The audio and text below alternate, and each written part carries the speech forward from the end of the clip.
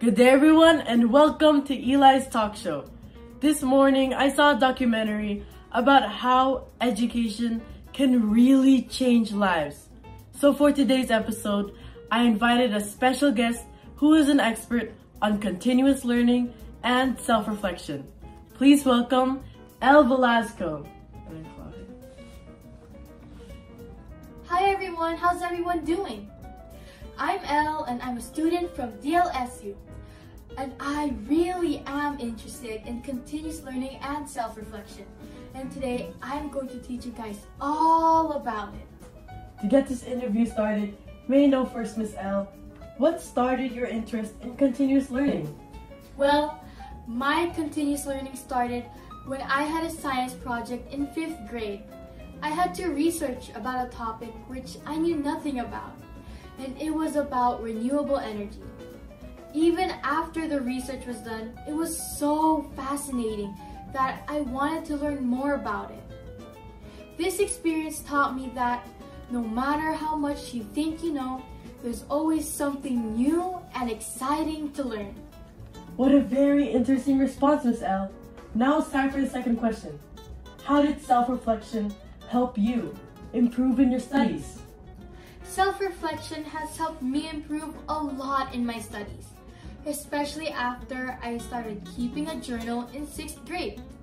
After every test or assignment, I would write down in my journal what I could improve and what I thought went well. For example, my math test. I didn't really study that much and I realized that. So I wrote it down in my journal. I learned that I needed to manage my time better.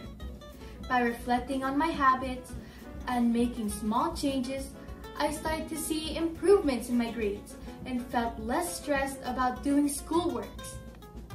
That is a very good idea, Miss Elle. Maybe I should have a journal for myself too. What do you guys think? I have one last question for you, Miss Elle.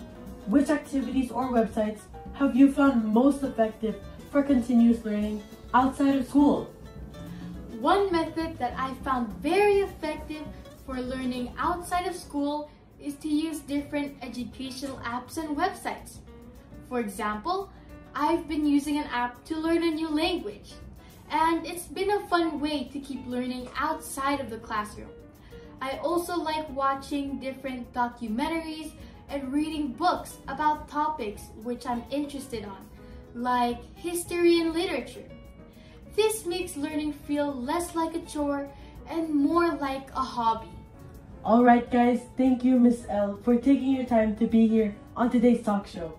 Thank you as well for your inspiring insights. That's it for today's talk show guys, and I'll see you next time. Bye! Hi everyone, how's everyone doing? Welcome back to Elle's Talk Show. Today, I invited a special guest to talk about environmental awareness. Please welcome Mr. Eli Velasco. Let's all give him a round of applause. Hello everyone, I'm Eli, an experienced environmental steward. Today, I'm going to give you guys some insights on how we can make a big impact on our world through saving our environment. Alright, Mr. Eli, let me ask you your first question. Who initially inspired you to get involved in environmental awareness and conservation efforts? The person that initially inspired me is my mom. Every summer, we would garden together. Simple actions like planting trees and starting our own compost taught me the importance of helping our environment. She even showed me many documentaries about how our forests are being cut down. These actions left a big impact on me and led me to start taking care of our planet Earth. Interesting.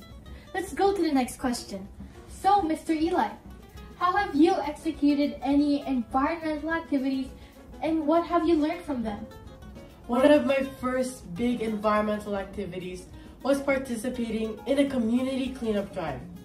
First, we handed out flyers to every single house in our neighborhood. Then, we set up garbage bins around the houses. And lastly, we picked up every single trash we could see around our area.